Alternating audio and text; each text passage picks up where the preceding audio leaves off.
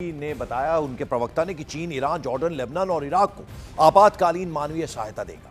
यह हेल्प उन इलाकों में पहुंचाई जाएगी जहां लगातार संघर्ष के कारण जो लोकल पॉपुलेशन है, स्थानीय आबादी है, वो गंभीर दिक्कतों का सामना कर रही है। चीन का कहना है कि उसका उद्देश्य इन देशों की जनता को तत्काल जरूरतों को पूरा करना और मानवीय हालात को बेहतर बनाना है। तो ये मदद की पेशकश जो है, ये मदद का ऐलान चीन ने किया है। थमने का नाम ही नहीं ले रहा। कुछ ही घंटों में ईरान की तरफ से कई बार इजराइल को निशाना बनाया गया। अलग अलग तस्वीरों के जरिए हम आपको दिखा रहे हैं। लेबनान और वेस्ट बैंक में भी टेंशन बढ़ गई है। इराक में अमेरिकी ठिकानों पर ड्रोन हमले हुए हैं, जबकि तेहरान जो कैपिटल है ईरान की, वहां अमेरिका और इजराइल के खिलाफ प्रदर्शन और ज्यादा तेज हो गए हैं। दूसरी तरफ अगर देखें तो जंग के डर से इराक से लोग ट्रेन के जरिए तुर्की पहुंच रहे हैं। युद्ध से जुड़ी ये 12 तस्वीरें, बड़ी तस्वीरें इस जंग के जो हालिया हालात हैं उसको बयान करती है। और आप देखिए कितना भयावह मंजर है इस वक्त। ईरान का मिसाइल हमला आप देख सकते हैं। पहली तस्वीर तेल अवीव कैपिटल पर किया इजराइल की। लेबनान पर हमले हुए हैं, रिहायशी इमारतों को स्ट्राइक किया गया। अमेरिका के खिलाफ जबरदस्त प्रदर्शन देखने को मिला। Tehran capital missile attack launch किया गया। आप देख सकते हैं 3:35 हुए हैं और आज 17 मार्च है। और लगातार ये देख सकते हैं आप 3:35 हुए हैं, 17 मार्च है और अभी तक 4 बार रात के दौरान जो है मिसाइल अटैक किए गए हैं। सायरन फिर से बज गया है, लोग जा रहे हैं शेल्टर में। अब देखना होगा कि किस और जो है अटैक होगा। ये बार बार अटैक हो रहे हैं ईरान की तरफ से। ये आप देख सकते हैं, ये मिसाइल अटैक लॉन्च किया गया आज 17 मार्च है और आप देख सकते हैं कि ये मिसाइल है और ऐसा लगता है कि काफ़ी सारे बॉम्ब जो है इससे निकल रहे हैं। जो क्लस्टर बॉम्ब की बात की जा रही है, अभी शायद ज़ोरदार धमाके होंगे। आज 17 मार्च है और रात के बजे हैं 3:39 और अभी ईरान की तरफ से फिर से मिसाइल अटैक किया गया। अभी तक रात के दौरान 4 बार ईरान की तरफ से मिसाइल दागे गए। बार हम देख रहे हैं आसमान में धमाके हो रहे हैं और लोग जो हैं वो शेल्टर में जा रहे हैं। यानी ईरान की तरफ से लगातार अटैक्स का सिलसिला जारी है। हालांकि इस्राइल और यूएस दावा कर रहे थे कि ईरान की तरफ से मिसाइल लॉन्च करने की कैपेबिलिटी कम हो गई है, लेकिन यहाँ पर हम देख रहे हैं कि फ्रीक्वेंसी जो है अटैक्स की वो ईरान की तरफ से बढ़ा दी गई है। आज रात के दौरान 4 बार अटैक हुए। पिछले 24 घंटे में तकरीबन 9 बार मिसाइल अटैक्स लॉन्च किए ईरान ने और बार यहाँ पे धमाके हो रहे हैं। काफ़ी जगहों पे नुकसान भी हुआ है, प्रॉपर्टी डैमेज भी हुआ है, कुछ लोग इंजर्ड भी हुए हैं और ये सिलसिला लगातार जारी है। हम लगातार बने हुए हैं इस्राइल में, जहां पर युद्ध जारी है ईरान और इस्राइल के दरमियान। बंद करने के बाद ईरान हूथी विद्रोहियों की मदद से तेल का एक और रास्ता बंद करने की प्लानिंग कर रहा है।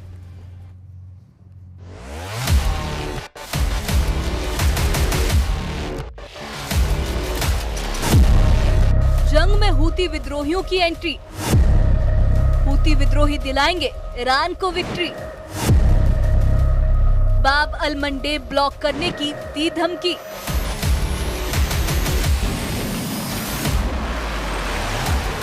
इजराइल और अमेरिका के खिलाफ सिर्फ ईरान ही नहीं, उसके प्रॉक्सी ग्रुप भी लड़ रहे हैं। सबूत है यमन में सक्रिय हूथी विद्रोहियों की बाब अल मंडेब स्ट्रेट बंद करने की धमकी। यानी हिजबुल्लाह के बाद ईरान के एक और प्रॉक्सी ग्रुप ने जंग में घुसने की तैयारी कर ली और तेल की एक और बड़ी लाइफलाइन को ब्लॉक करने की धमकी दे डाली। ईरान की समाचार एजेंसी फास्ट न्यूज ने बताया कि हूथी विद्रोही पूरी तरह से अलर्ट पर हैं। वो कभी भी ईरान जंग में शामिल हो सकते हैं। फास्ट न्यूज ने चेतावनी दी कि ऐसा होने पर बाब अल मंडेब स्ट्रेट बंद हो सकता है। बाब अल मंडेब स्ट्रेट अरब प्रायद्वीप के दक्षिणी छोर पर स्थित एक पतला समुद्री रास्ता है, जो लाल सागर के रास्ते सुएज नहर तक पहुंचने वाले समुद्री जहाजों के परिवहन का जरूरी रास्ता है। और हूथी विद्रोही उसी रास्ते को बंद करने की फिराक में है। यानी ईरान और उसके प्रॉक्सी ग्रुप दुनिया को तेल संकट की आग में झोंकने के लिए तैयार बैठे हैं, क्योंकि ऐसा करने पर आधी जंग बिना गोला बारूद के जीती जा सकती है। वैसे अब तक इस जंग में हूथी विद्रोही शांत हैं। उन्होंने हिजबुल्लाह की तरह कोई ऐसा काम नहीं किया जिससे जंग की आग यमन तक पहुंचे। लेकिन बाब अल मंडेब से जुड़ी ये नई अपडेट इशारा कर रही है कि हूती विद्रोहियों का हाथ भी अब ट्रिगर पर है, जिसे वो कभी भी दबा सकते हैं, क्योंकि हूती विद्रोहियों को ईरान की 3 चरणों वाली रणनीति का हिस्सा माना जाता है और वो किसी भी वक्त जवाब देने के लिए तैयार रहते हैं। हालांकि इस बार हूती विद्रोही फूंक फूंक कर कदम रख रहे हैं, क्योंकि 2023 में गजा जंग के दौरान इजराइल के हमलों में उसके कई कमांडर मारे गए थे और इसलिए वो इस बार ईरान का साथ तो दे रहे हैं, लेकिन जरा संभल कर।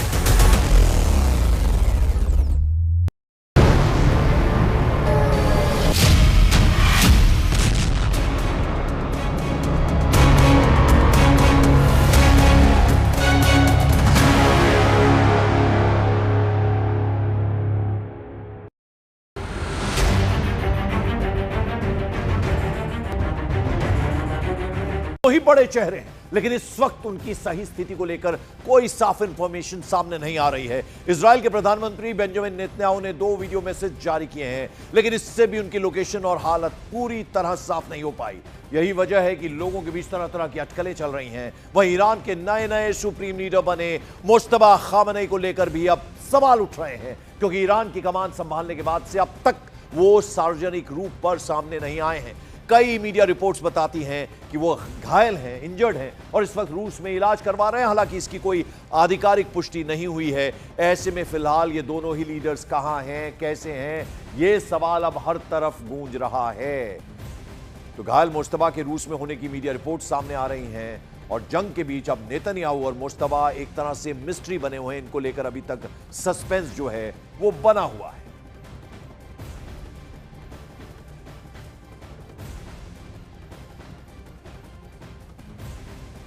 पूछेगी ही, जो 2 मुल्क आमने सामने की लड़ाई लड़ रहे हैं, उनके सबसे बड़े नेता जो हैं वो आखिर कहां हैं। बीते दिनों ईरान ने नेतन्याहू की मौत का दावा किया था, लेकिन इजराइल पहले दिन से ही इसे सिरे से खारिज कर रहा है और पिछले 48 आवर्स में नेतन्याहू ने 2 वीडियो जारी कर इस दावे को पुख्ता करने की कोशिश की। बावजूद इसके इस सवाल का जवाब नहीं मिल पाया कि वो कहां हैं, उल्टा नए सवाल खड़े हो गए हैं। इसी तरह मुज्तबा भी फिलहाल पहेली से कम नहीं है।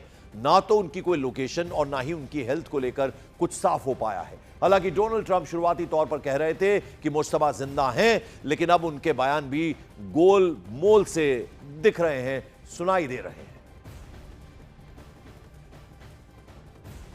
में वो एक कैफे में खड़े होकर कॉफी की चुस्कियां लेते नजर आ रहे हैं, लेकिन ये जो वीडियो है एआई जनरेटेड होने की चर्चा शुरू हो गई।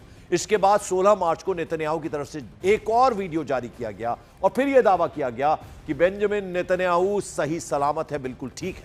नए वीडियो में उन्हें यरूशलेम हिल्स में आम लोगों से बातचीत करते हुए दिखाया गया और ये जो क्लिप है इसमें महिलाएं भी देखी जा सकती हैं जो इजरायली पीएम के साथ तस्वीरें खिंचवाती हुई नजर आ रही हैं। देखिए, एक वीडियो जिसमें 6 उंगलियों के साथ नजर आ रहे हैं, इसको लेकर अटकलें हुई और अब एक और वीडियो सामने आया जिसमें कुछ महिलाओं के साथ कॉफी पीते हुए नजर आ रहे हैं बेंजामिन नेतन्याहू।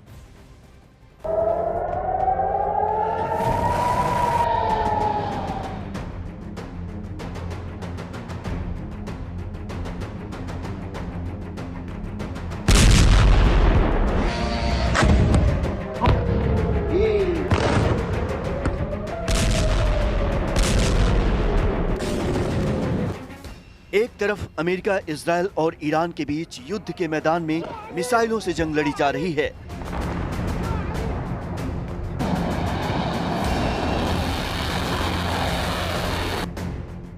तो वहीं दूसरी लड़ाई वीडियो और विजुअल्स की मदद से चल रही है। जितना खतरनाक युद्ध मैदान पर, उससे भी बड़ा प्रोपेगेंडा वॉर सोशल मीडिया पर।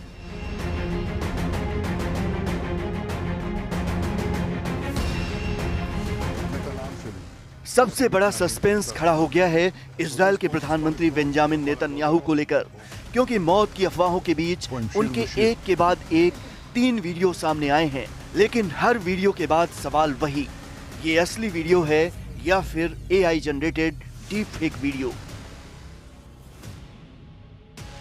किसी वीडियो में उंगलियां बढ़ गईं, तो कहीं उंगली से अंगूठी गायब हो गई, तो कहीं कॉफी कप पर ही सवाल पैदा हो गया।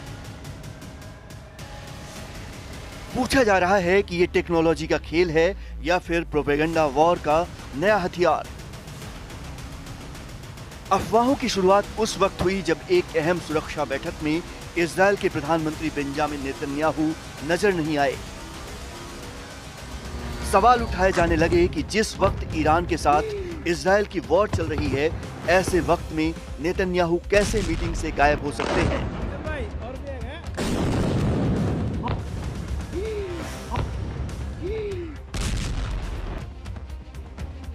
इसी बीच एक वीडियो सोशल मीडिया पर तेजी से वायरल हुआ, जिसमें नेतन्याहू के हाथ में 6 उंगलियां दिखाई देने का दावा किया गया कि नेतन्याहू की मौत हो चुकी है, इसीलिए उनका AI डीप फेक वीडियो सामने लाया जा रहा है। हालांकि इजराइल का कहना था कि ये हथेली का उभार था, ऊपर से लाइटिंग का एंगल ऐसा था जिसकी वजह से वीडियो के एक फ्रेम ने भ्रम पैदा किया।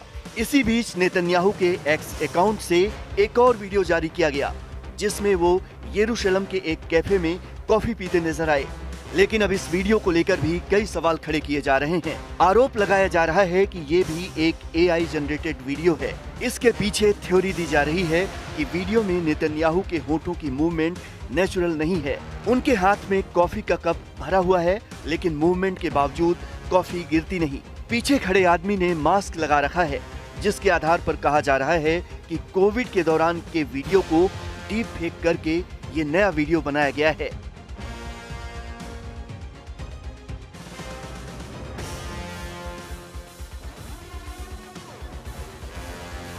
हालांकि इजरायल का दावा है कि वीडियो असली है। हैंडहेल्ड कैमरा होने की वजह से मोशन ब्लर और एडिटिंग के ग्लिच की वजह से लोगों को भ्रम पैदा हुआ।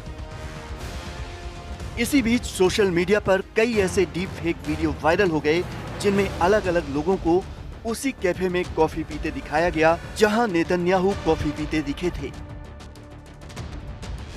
अब एक और वीडियो सामने आ गया है, जिसमें नेतन्याहू उसी कैफे के बाहर लोगों से बातचीत करते दिखाई दिए। लेकिन इस वीडियो में एक फ्रेम में ऐसा लग रहा है जैसे उनकी उंगली की अंगूठी अचानक से गायब हो जाती है।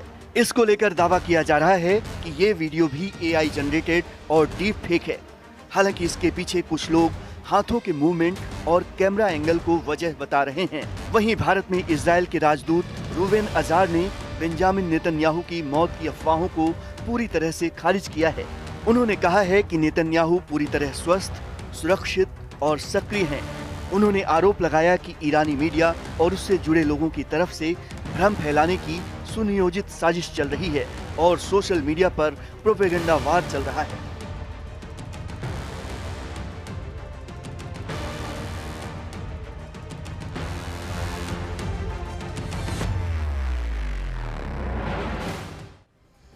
तो बेंजामिन नेतन्याहू को लेकर सस्पेंस लगातार बना हुआ है, तो उधर ईरान के सुप्रीम लीडर मुज्तबा खामनेई को लेकर भी अब नया दावा सामने आया है। पहले दावा हुआ कि मुज्तबा खामनेई रूस में अपना इलाज करवा रहे हैं और कुवैत के अखबार अल जरीदा की ओर से यह दावा किया गया कि मुज्तबा को खुद पुतिन ने रूस आने को कहा, इलाज कराने का ऑफर दिया। युद्ध के बीच दावा किया गया कि मुज्तबा एक विशेष विमान से मॉस्को पहुंचे और वहां उनका इलाज चल रहा है। तो अलग अलग दावे दोनों बड़े लीडर्स के बारे में सामने आ रहे हैं, मुज्तबा खामनेई के बारे में, और उधर हमने कुछ देर पहले आपको दिखाया कि बेंजामिन नेतन्याहू के बारे में भी अब तरह तरह के दावे सामने आ रहे हैं। दोनों लीडर्स के मिसिंग होने के बाद ये खबरें अब सामने आने लगी हैं। सूत्र बता रहे हैं कि हमले में बुरी तरह से घायल हुए मुज्तबा खामनेई, और ये बड़ा दावा ईरान के सुप्रीम लीडर को लेकर किया गया। कुवैत के अखबार अल जरीदा ने बड़ा दावा किया और खबर यह भी कि पुतिन ने मुज्तबा को इलाज के लिए मदद का ऑफर दिया, और ये अल जरीदा का बड़ा दावा है।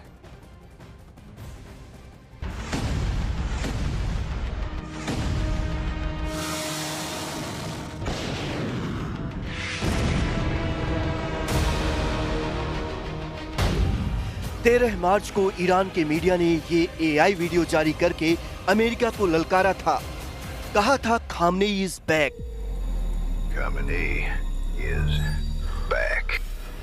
इसके अलावा 12 मार्च को ईरान का नया सुप्रीम लीडर बनने के बाद मुज्तबा खामनेई ने पहली बार आधिकारिक बयान जारी किया था। यह बयान ईरान के सरकारी टीवी चैनल पर चलाया गया था, लेकिन मुज्तबा खामनेई खुद कैमरे के सामने नहीं आए। उनके बयान को एक न्यूज एंकर ने पढ़कर सुनाया था। यानी ना मुज्तबा का चेहरा दिखा था और ना ही उनकी आवाज सुनाई दी। और इसीलिए अमेरिका और इजराइल दोनों पूछ रहे हैं कि मुज्तबा खामनेई कहां हैं। खबर तो ये तक है कि अमेरिका मुज्तबा का सुराग देने वाले को 92 करोड़ रुपए का इनाम देगा।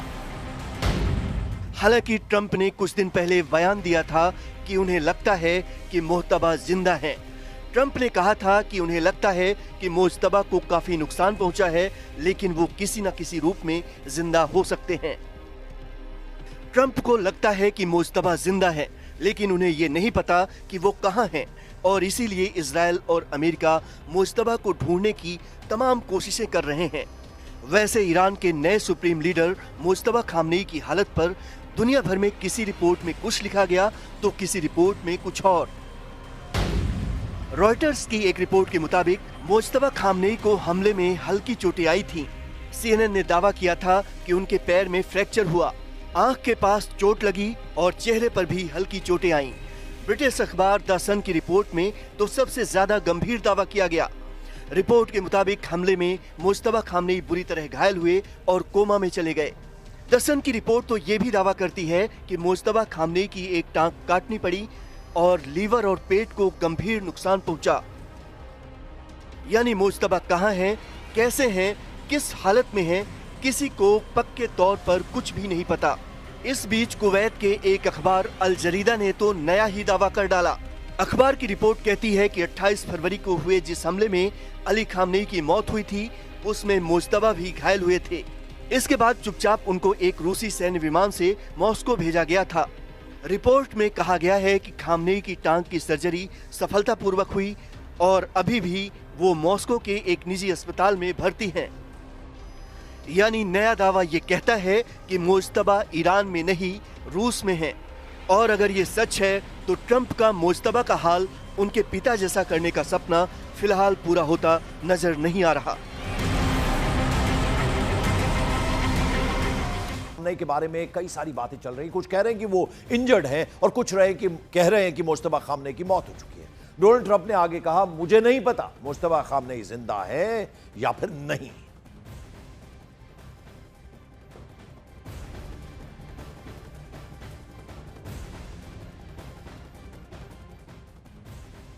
A lot of people are saying that he's badly disfigured. They're saying that he lost his leg, one leg, and he's been hurt very badly. Other people are saying he's dead. Nobody's saying he's 100% healthy, and he hasn't spoken. इस बीच Iran के नए supreme leader Mojtaba Khamenei को लेकर बहुत बड़ा खुलासा हुआ है। दावा किया गया कि मुज्तबा खामनेई इजराइल और अमेरिकी हमले में चंद सेकंड के फासले से बाल बाल बचे थे। 28 फरवरी को तेहरान में अमेरिका और इजराइल का अटैक हुआ था, जिसमें मुज्तबा खामनेई के पिता की मौत हुई थी।